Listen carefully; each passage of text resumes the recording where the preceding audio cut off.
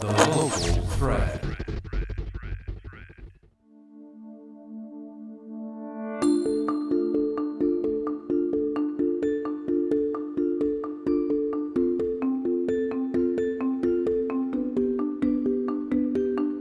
Hello, welcome to Toledo Works, hosted by WGTE and Toledo Free Press. I'm your host, Steven Zenner, here talking with local artists. We're talking to artists today on Toledo Works, and my first guest is a living and working artist in the Toledo area, Jay Dickerson, or as he's AKA'd, Dirty Kics. How you doing, Jay?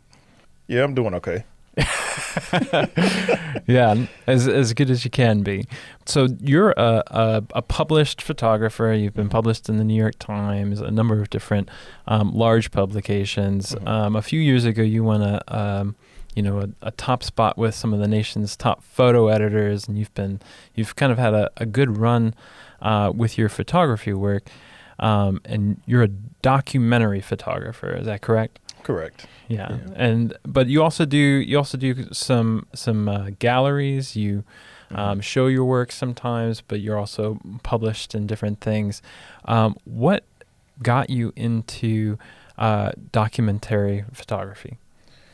That's always a question that I reflect on time and time again because, I grew up around photography indirectly through my father, but my whole passion really was ignited maybe when I would take my kids to school and I would kind of walk around the city. At that time, their mother and I were separating, so it was having an addictive personality. I didn't want to rely on the things that other people have relied on and pass the time or whatever. So, walking around downtown Toledo, just killing some time, while they were in school, I would just meet random folks on the street, unhoused population, commuters. I would meet just everyone just kind of chilling, and at that point, it wasn't really about photography because, as any photographer knows, you kind of start out photographing everything. So when I went and, just kind of started taking those long walks, I didn't know what to focus on. But the cool thing about Instagram, when Instagram was a godsend for photographers way back when, was that I started to see and learn what street photography was. Mm-hmm. And I tried to apply some of the stuff that I would see there to what I was experiencing here in Toledo. But I started to hit gold when I would wrap up these conversations with people and ask for a photograph, which is so intimidating for an introvert like I am, Right. But it was cool. So the documentary stuff really, it started to take off once I started to explore. The street photography stuff is cool, but when you start to peel back the layers of the people around you, it's there's just so much, there's so much to a human being. So the passion for that really came probably year 2. And then everything went crazy. And that makes perfect sense to me because when you're a street photographer, you could be doing it anywhere. Right. You're just kind of catching people anywhere. But you're talking about how after a year, you actually started to think about it differently than street photography, which is kind of what documentary photography is. It's going a little bit deeper, going back to the same communities, going back into the same areas, to make those connections and to document life. And how did that kind of emerge? You said that after a year or two, you started to have some recognition. How did that happen? Yeah, I still question that. Again, for me, the practice was, how should I start?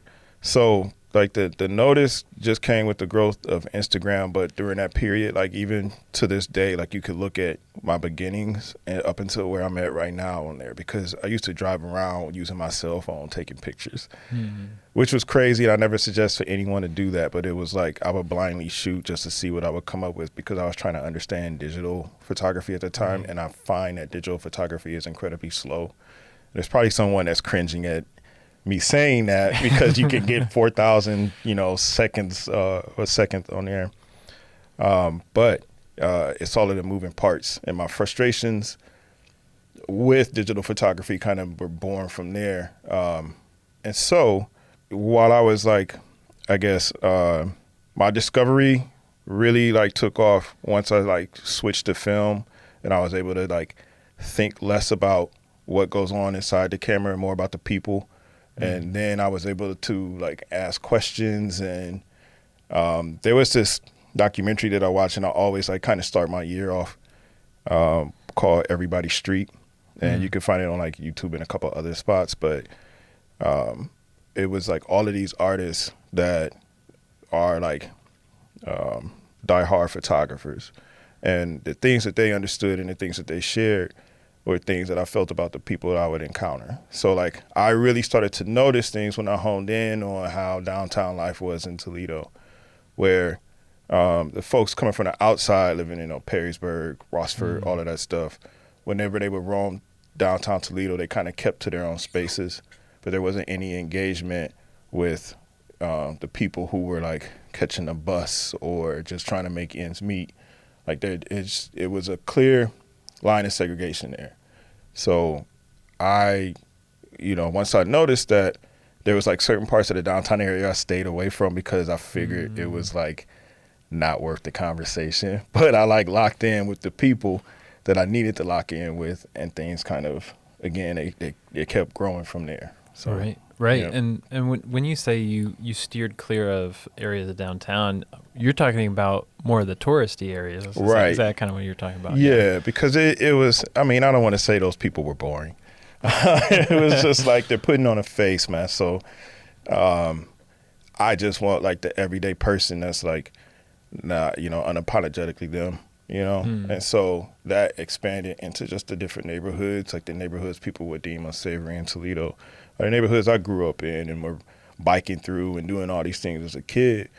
So as I like studied the history of photography and really like dove into Black and Latino photographers, the Bronx Documentary Center out in the Bronx is like one of my favorite points of reference. Again, things just kept growing for me. And I'm a person of like trial and error, so I'm like completely self-taught in all these respects. But it's it was just a thing, and like the everyday people are the most satisfying folks, As you've gotten to know these different communities, you've kind of highlighted them, you've brought them a larger platform. Yep. People have kind of been able to recognize you even by your camera. What's the name of your camera that you? The Rolleiflex. The Rolleiflex. Yeah. And so that's an interesting camera to choose in the 21st century. What, you mentioned that the film kind of was able to get you a better interaction with people. You were able to focus more on people with the film. Is that what kind of went along with that choice? Because you said you started with the phone, digital. With the digital, and I think that's not necessarily a outside of the norm for what's happening in photography right now, but that does occupy a very specific niche that's going on in photography right now. Yeah, it's film. It's interesting, right? Because like having a digital camera would trigger all types of anxiety, because I would always question, if I had the right lens or the settings or something. And like one of the disciplines that I hold to this day, if I'm forced to be in a situation where I have to use a digital camera, I only allow myself to take 1 or 2 photographs, and I don't look at any of the work. So I could have dropped the ball on a shot, but it's like, you live and you learn. But with film, I'm able to just like, I trust myself for what I do. So I know the challenges, the nuances. It's like that person that has their favorite pencil, and they could create so many shades, right? Like, you know, like this pencil, what it can do for you on different types of paper and different types of settings. And the same thing is how I relate to film. I know the shots that other people may feel like they would drop the ball on is the shot that I'm going to get with this camera that's from 1957, and it's a fixed lens. So I'm the zoom. I have to move my body and engage. So placing those type of challenges in front of me helped me grow as an artist, because the digital camera was just like, I mean, I'm not mad at digital, right? Like, I have to use it every so often, but I put like limitations, and I just hate my work when it's digital. It's like, you know, it might be cool for the audience, but it just doesn't touch me the way that, you know, my Rolleiflex does. Right. Is it the handmade quality? I'm trying to kind of zone in on that use, because I know that it's a very intentional choice that you make. What about like the product of film? Because one film is expensive now. Yeah, it is. So, I mean, I do hustle, but yeah, it is. I mean, it's like, I like the pleasant surprises of knowing that I got the shot. You know, like that. The time between taking the photograph and then going through the development stages and letting the film dry and digitizing it and all of that stuff, or printing it in my dark room, like all of that stuff is, there's a satisfaction that comes with that I don't receive from like a digital camera. Because like taking a photograph and immediately seeing it within seconds, I just don't understand how you can grow. You know, and again, this is not a diss at digital photographers. I think digital photographers have their own challenges that they place in front of them in order for them to grow, right? But for me, it was like, I'm not trying to buy a bunch of lenses or think about the next camera body. Like, I just want this one thing that does 3 things, and that's it, you know? Yeah. So like the film is, I guess, just like, I don't have anything specific to say necessarily about being like a black or white photographer, or even just dabbling in color. It's just it's that one thing that helps me communicate with folks, you know. So like, yeah, I'm gonna pause on that, because I'll go on a tangent, man. Because I used to get so irritated when people would be like, it's the tones, it's this, it's that. It's like, dude, don't amp this experience up to be what it is. Like, understand why those tones come about, or why this happens, or why that happens. So it's like, I'm not going to listen to the dude that shot 3 rolls of this particular film. I'm going to listen to the person that shot 3,000 rolls of that particular film, you know, because they know the nuances the way I know the nuances. Yeah. So, as you said, it's all in service to getting in touch with this community. Right. And from what I've seen, there's not a whole lot of other people kind of documenting just the everyday life of the neighborhoods and the parts of Toledo that you would go into. Right.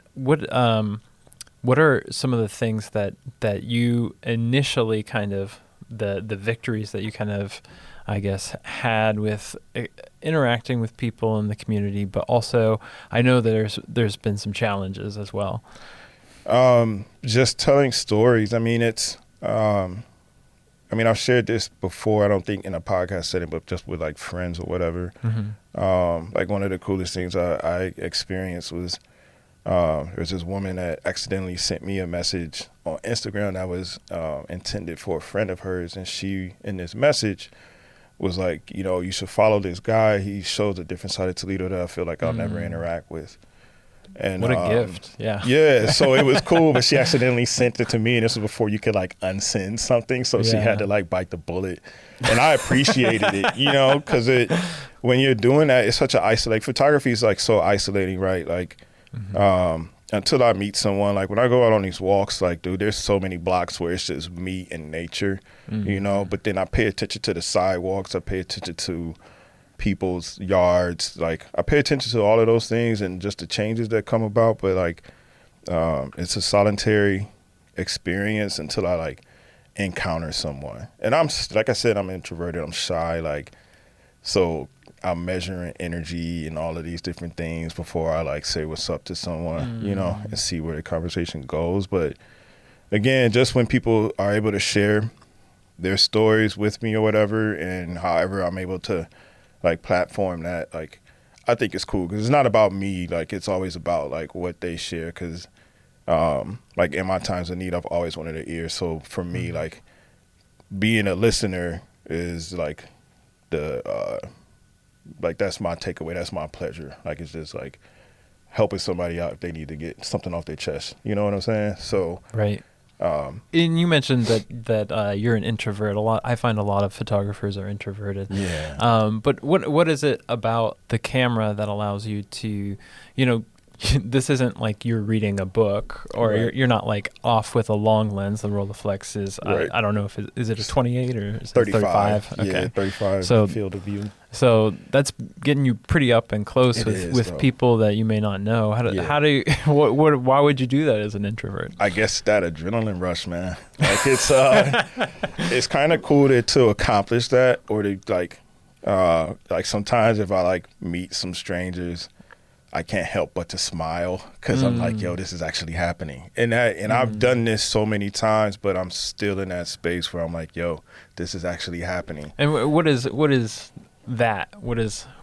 Can you kind of define? Because like I'm also a photographer, so I know what you mean. Like, but like, what is the moment? It's that moment. I mean, it's euphoric for sure, but it's just like talking to someone and because I'm on their time, right? Like I'm taking a moment of their day or whatever, and so it's like this conversation can go left or right. So like that moment when I say like, would you mind if I like photograph you or whatever? And they say yes, it's like, all right, that's my first shot of the day. Like this is the Hennessy at 4 p.m. Like it's something, So it's like having that accomplishment is it's cool and it's rewarding, man. Because with me having this camera, and I mean even if it was a digital camera, like it doesn't matter. But like I'm just committed to that practice, and so I challenge myself to like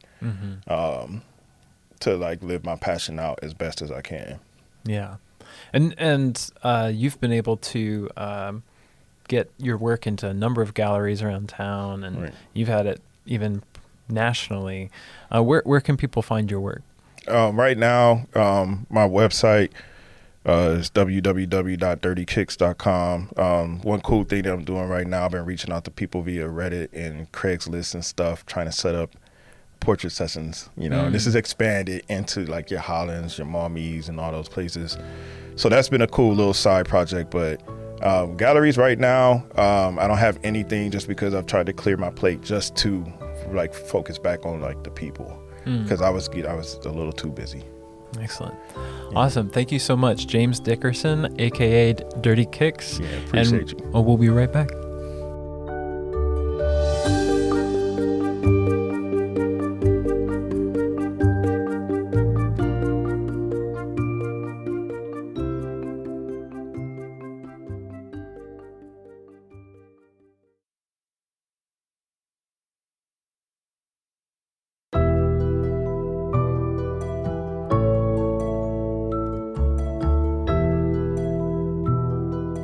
Hi, and welcome back.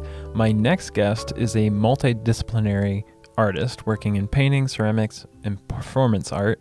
You may have seen her artwork at Culture Clash or at River House Arts. Cyd Gottlieb, how are you doing? Hey, doing well. Thanks for having me. I'm honored to be here. Yeah, it's good to have you here. Now, what I've seen of your work most recently are kind of abstract paintings and these ceramic dreidels and bagels that you've made. Can you describe kind of what motivated you to get into that kind of artwork? Yeah, so the abstract has been there since the beginning. It was kind of the first way that I could transition from what I was doing into becoming a working artist. More of a personal exploration of feelings, energies, and honestly, they were exercises for myself in order to really gain technique and refine skills. And so the abstracts then kind of bridged into more of a public body of work that I now can reflect on and talk about, what that means. But in looking at just kind of developing my own visual language, finding personal aesthetic, that abstract style is now, I think, what people recognize me for. And the dreidels and bagels sculptures, that was a very random thing that kind of came about 2 years ago now. I just finished my second season of production with that. And in the same way that the abstract works were a little bit ambiguous, I started to then become more open about, I guess, what they were really about, which was almost like map making for the self, establishing a sense of choreography, an escape route, a floor plan, all of these things that kind of linked back to my family history, my cultural history, which I am Jewish, and that's also why I make the dreidels.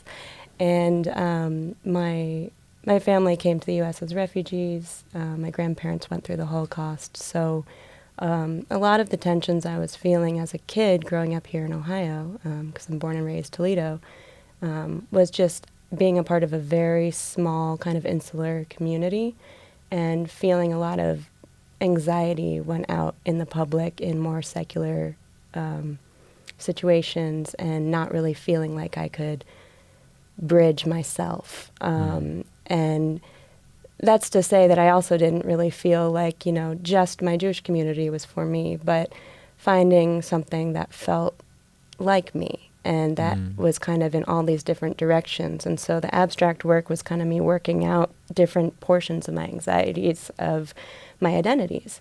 And with the abstract works, it's like really settling on what feels cohesive, what feels like finding confidence through my mark making and blending and merging different skill sets, color palettes, and like finding what works. And then that is the blueprint for myself and going out into the world. And if I can make it work there, I can make it work elsewhere.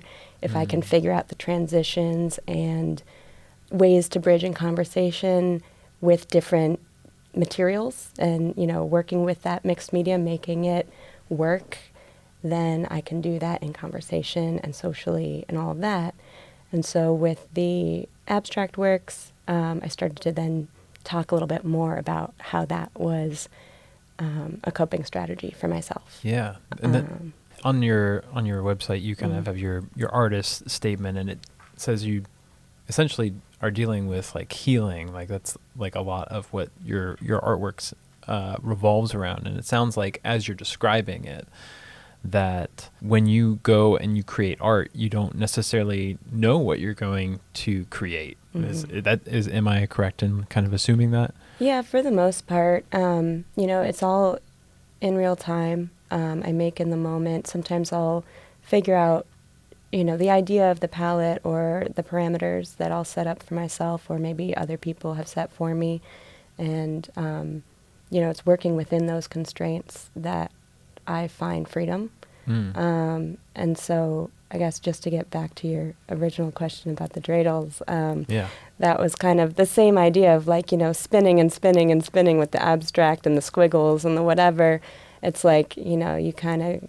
You're sorting it out. You're working it out inside of yourself. Yeah, absolutely. And with the dreidels, I was able to say, like, this is a cultural item, and I want to be more public about, who I am, and then also creating Judaica for people who maybe need something a little bit more contemporary for themselves. Yeah. So there is a kind of a community part to it too. You're kind of showing yourself and inviting people to join you in who you are. Absolutely. And, you don't need to be Jewish to play. I created a whole little how-to card for people, and a lot of people have enjoyed some demos, and it's like, you can make it whatever you want. It could be, just a fun game for kids. It could be a gambling game. It could be a drinking game. It could be like whatever you want it to be. Right.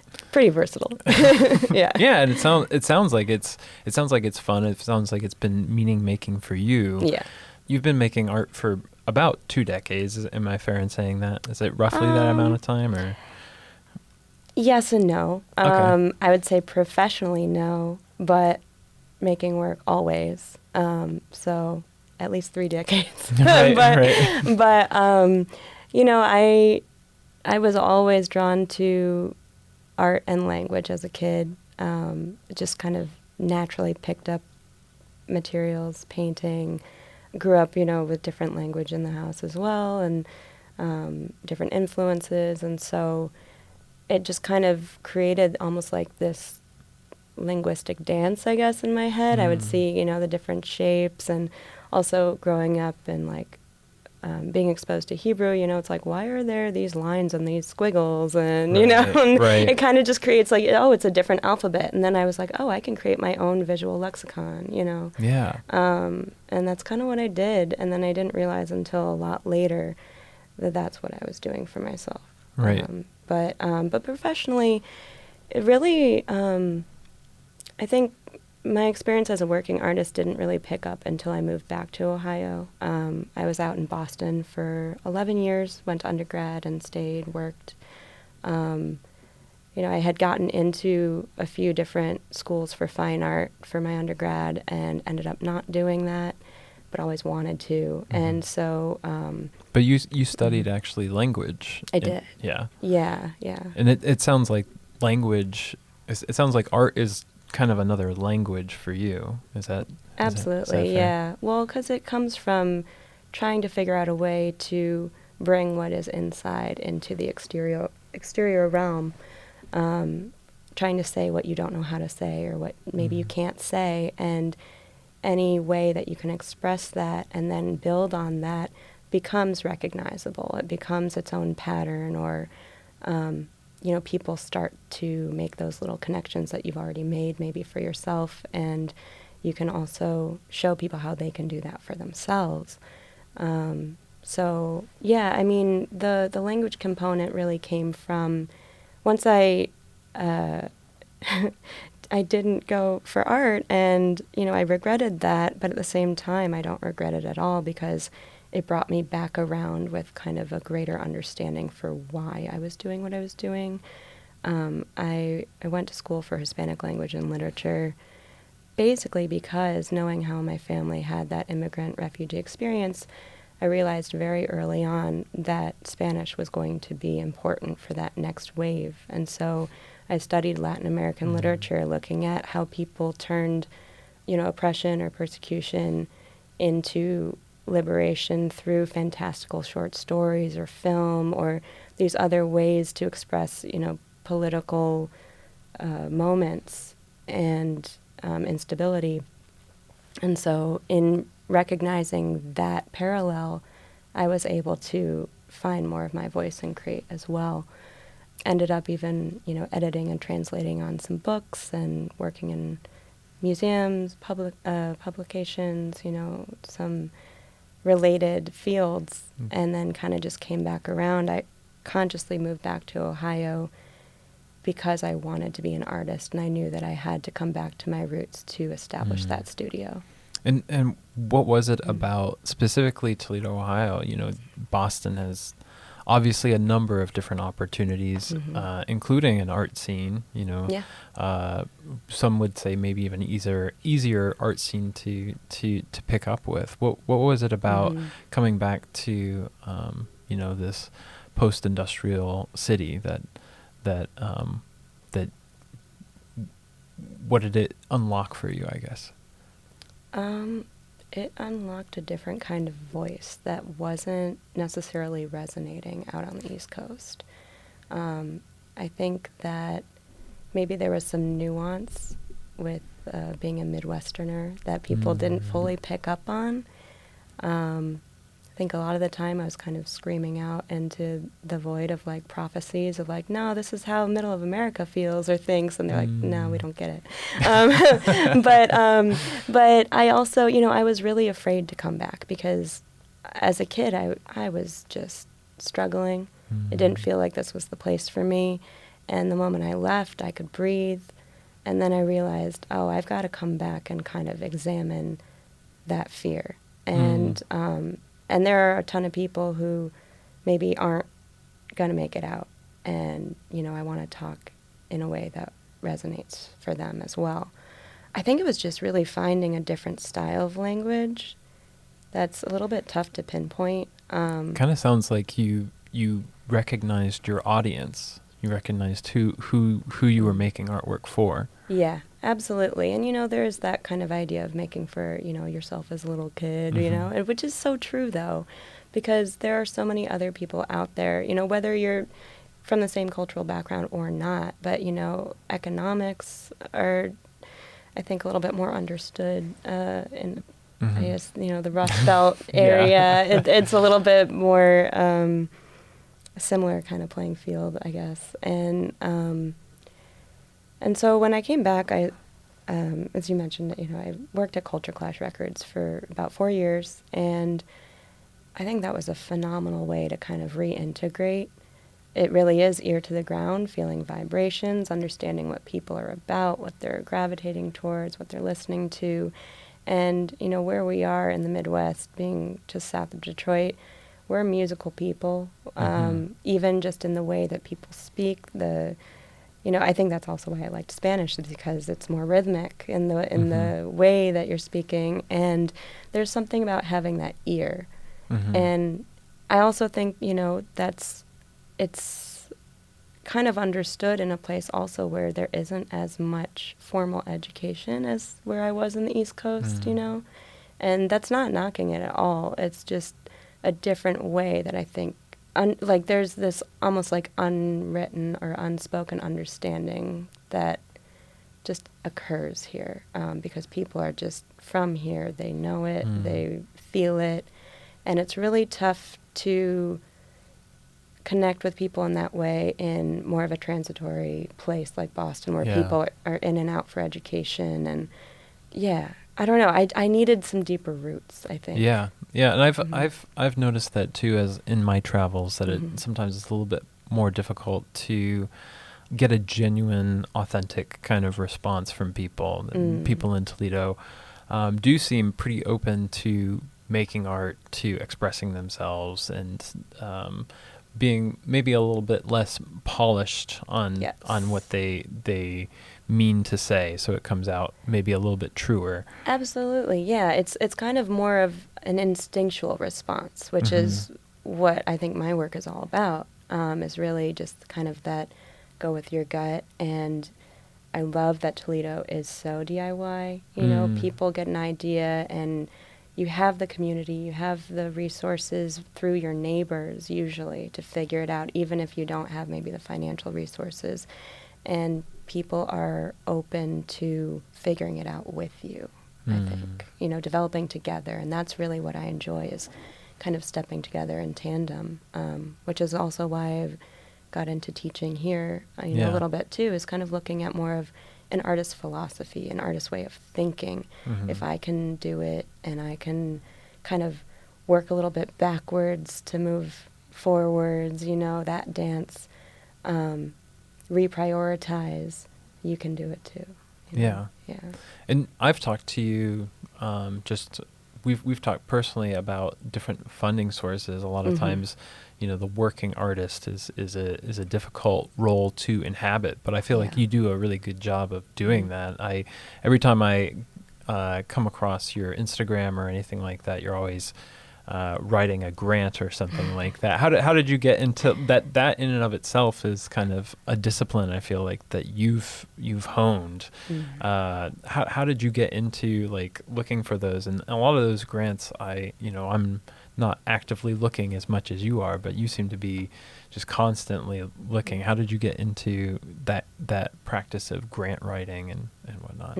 Yeah, and thank you. Yeah, written word is where I feel most comfortable. I can kind of be the architect on the page. And, I do have to thank the liberal arts education for that. I think if you can organize your thoughts in a way that clearly expresses what you want, what you need, what you're about, people are very receptive, and it's an essential skill if you're trying to be a working artist.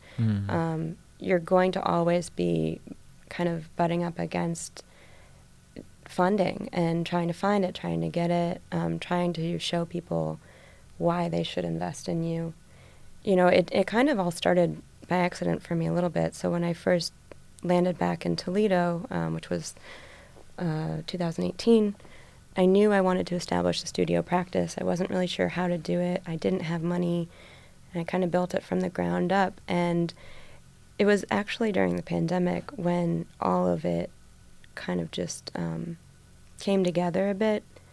I simultaneously, as the pandemic was unfolding, I had spinal surgery, and that was unexpected. It was emergency surgery. I had no time to prepare. I didn't know what to do, and so I was actually learning how to, build from the ground up as I was learning how to walk again, too. So it was all together, and I was expressing my need. I can't work a desk job. I have to be moving my body in a different way as I'm reprioritizing. This is what I want to do. I know how I work best, how I can think best. And so it was really just kind of a desperate plea in the beginning. Okay. And then, and through social media, people were commissioning me to do things. And, I was really building up a collector base that way. And then by the time I got back on my feet, I realized, oh, I'm actually pretty good at writing.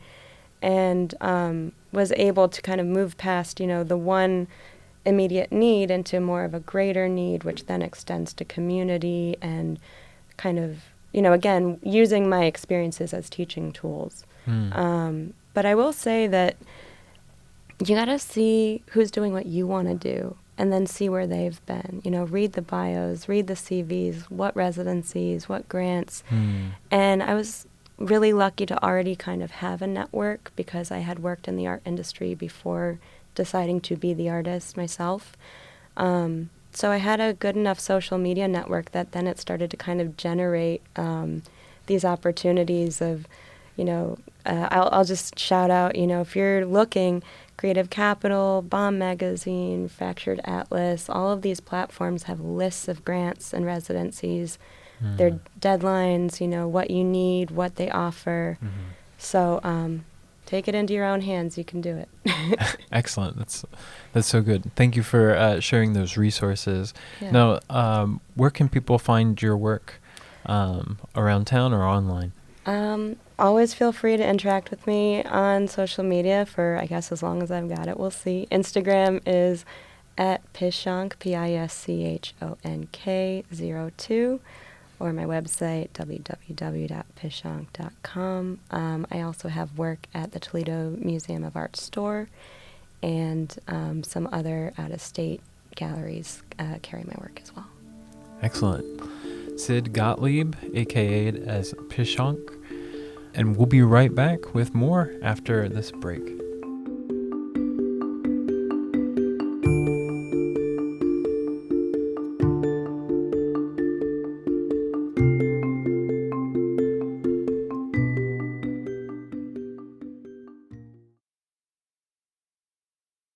Welcome back. We're here on Toledo Works, talking with local Toledo artists. Next up is an educator teaching at Lourdes and Bowling Green State University, Krysta Sa. She does installation and performance art. Hi, how you doing? I'm pretty good. How are you, Steven? I'm doing all right. It's good to have you here in the studio. Yeah, thanks for having me. Yeah, and so I've known you and your work for a number of years now.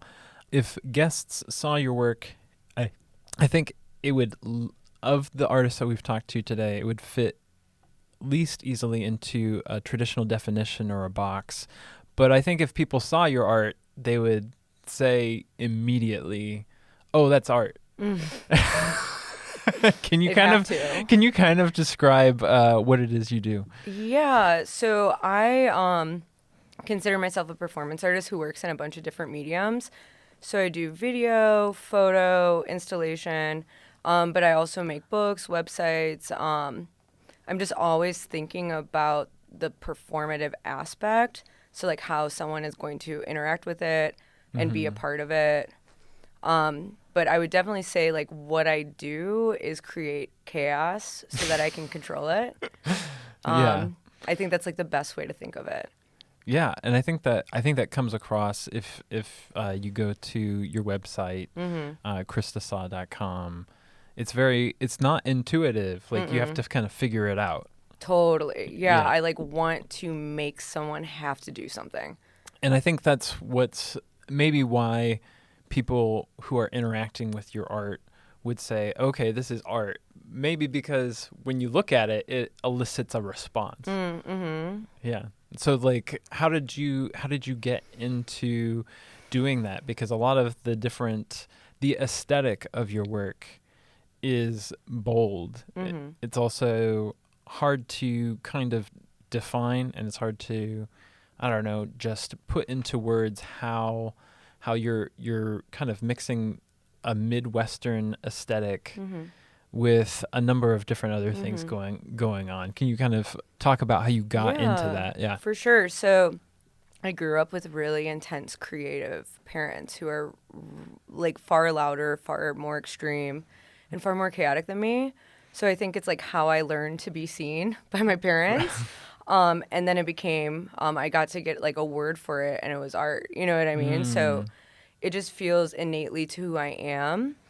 And, you know, I am very committed to my craft. I'm like an absolute workaholic, and pretty much like with the aesthetics, I've just been, you know, drawing on my, like, what I see every day to what stands out. And then like also being a woman, I think about how I'm viewed like a lot. So a lot of the images that aren't ripped from like the landscape of the area that I'm living in, which I'm from Toledo and I'm living here right now, are from just like looking at pictures of women. Pictures that I find like interesting or exciting or like do something to me at a sensory level. And so then I go from there. Within art, I think you come across this concept.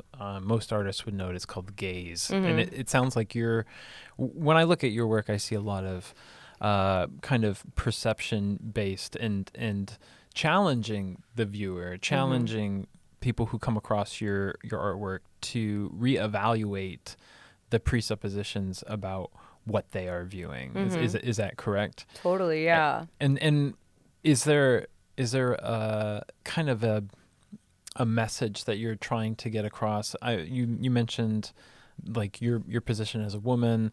Obviously, there's a lot of talk about the male gaze as a woman, and I'll zoom back out. So a number of years ago, you had a performance here in downtown. It was I can't remember what building it was in, but I remember going to it, and then people afterwards being like, "Oh, that was amazing," but then also being like, "That was terrifying."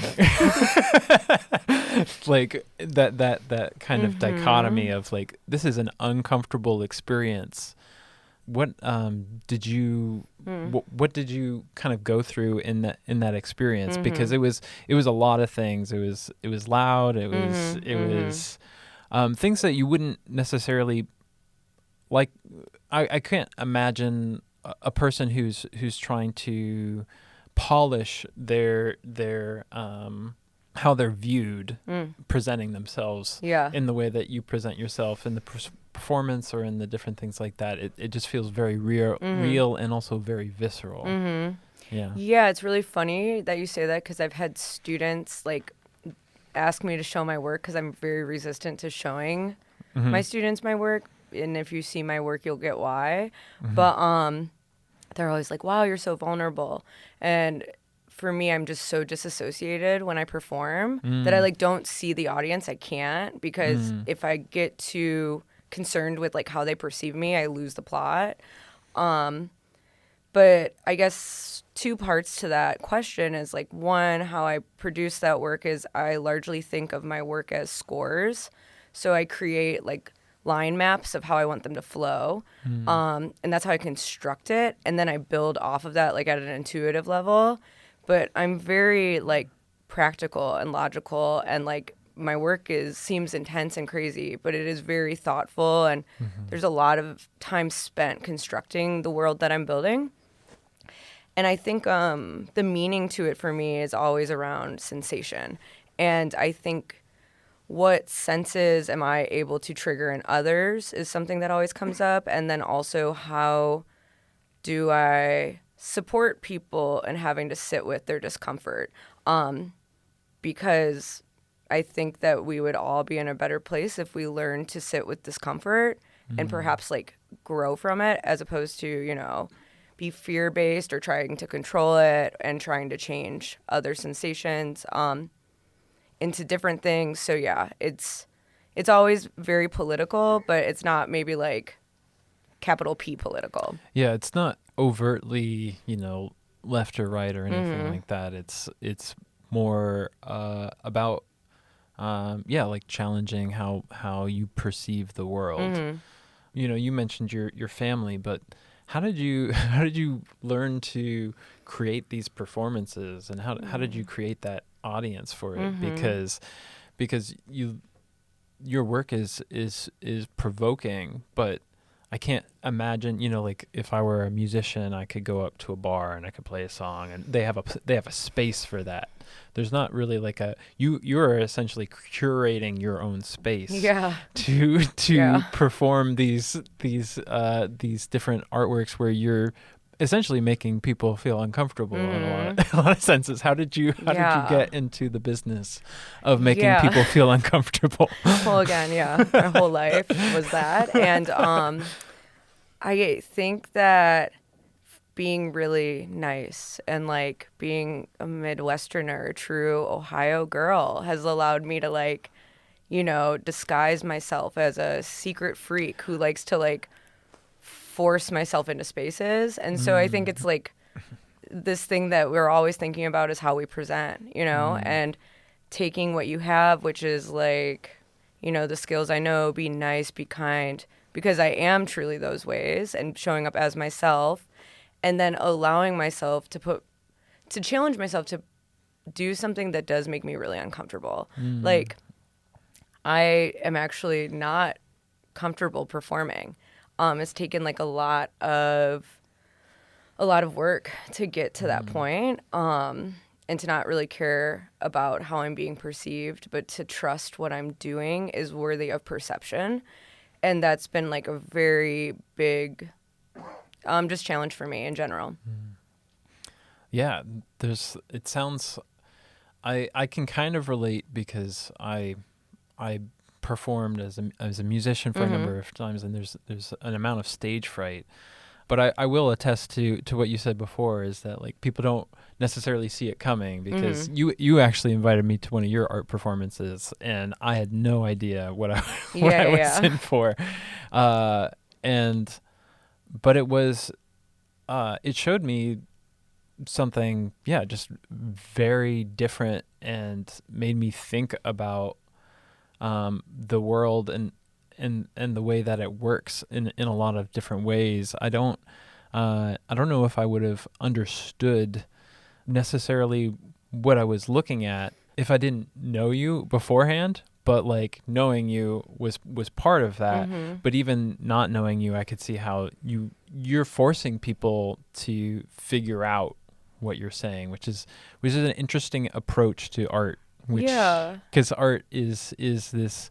There's a lot of different definitions of art, but in a layman's terms, if you have to throw a definition out there, it's communication of experience is one that I fall back on a lot. But you're almost refusing to communicate, and that in and of itself is a remarkable communication.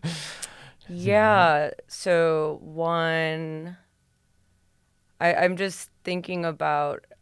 I'm more interested actually in forcing others to feel what they feel, less about what I am trying to make them feel. Like I know what I'm feeling, and that's why I have to kind of like disassociate when I perform to stay in my space of what I'm feeling.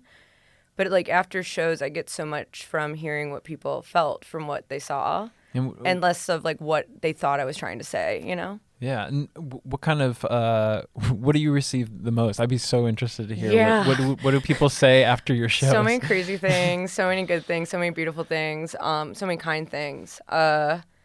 A lot of people, I've gotten a lot of people just really complimenting or seeing like what I do as very fearless, and I'm not very fearful, but I do it to push myself through that, I I think it is evident that you're fairly fearful, like when you're doing it, because because you can kind of see the nerves, and you can your work wouldn't work if you didn't have those nerves. Exactly. Yeah. There's something to respond to for me with my nerves, and then also I've had a lot of training within energy work, and just also again referencing like my childhood, being forced into a house with a lot of energy, for better or not, I'm not sure, but I still like my parents a lot.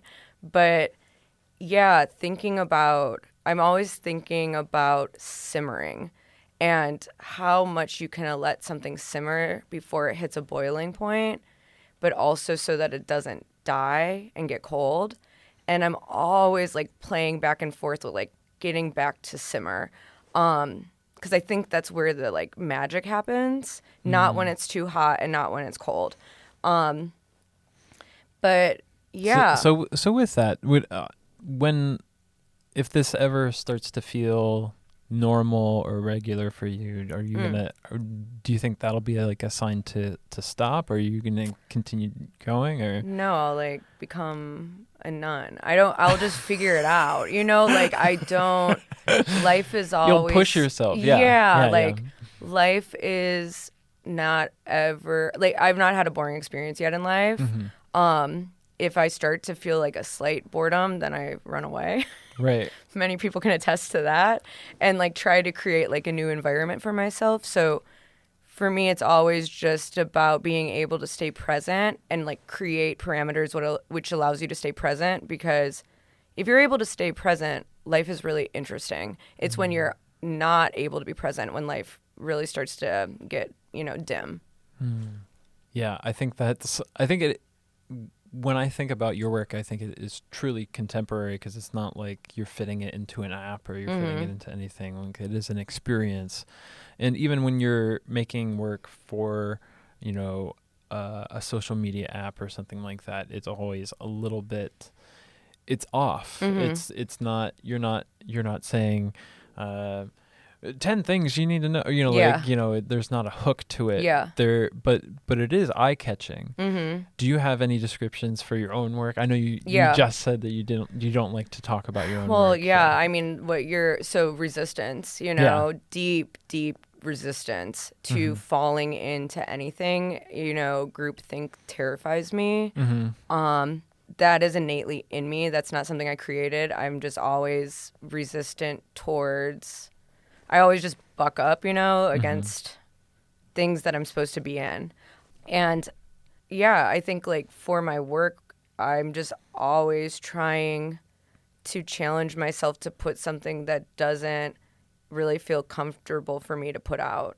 That allows me to, because I'm resistant to sharing. That's like when I should share.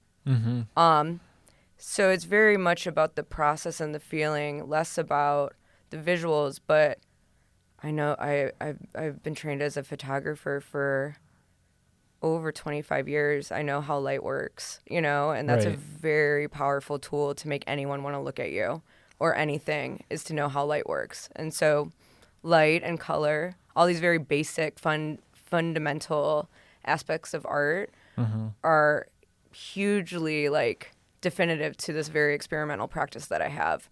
But I'm very basic when it comes to like the things I know that work, because these have worked for many generations, Right. And I think there is there's an understanding, there's almost a winking in your work that you expected me to highlight this part of the painting or the photo or whatever, but I'm actually highlighting this part of myself that most people would be ashamed of, or most people would kind of cringe at, and you've kind of leaned into what is difficult about being human, what is vulnerable, and what is a little bit a lot of times terrifying about being human. I think about a lot of your work on Instagram kind of jumps out to me, because you'll throw something up on Instagram and then you'll take it down. But a lot of what you're throwing up there are kind of they're not glamorized photos. They're Midwest kind of people that don't look Like you're not trying to flex, but you are trying to flex. It's hard to explain. It's like you're either you're highlighting your belly, you're highlighting like these different parts that people try and like tuck away or make look nice, but you're glorifying them, and you're doing so, in the backyard next to a kiddie pool or something like that. And it really, and it does make me, like when you see it, the communication is formal, but the highlight and the push through is a little bit more like, what are you trying to say here? And it does make me think that when I see it. Yeah, no, it's framing, again, photo principles. Like the more you do your work and you're committed to the work, you get good at it. You just have to make a lot of bad stuff, and then you get really okay at it. But excellent. Thank you so much. Where can people find your work? Oh, so KrystaSa.com is where I put up stuff pretty regularly. That's my website. And then my Instagram is Quack Actress, Quack Actress. And mostly see it live because I think it's best viewed like that. Excellent. Thank you so much. Yeah, thank you. Thanks for joining us. I'm your host, Steven Zenner. I'll see you next time on Toledo Works.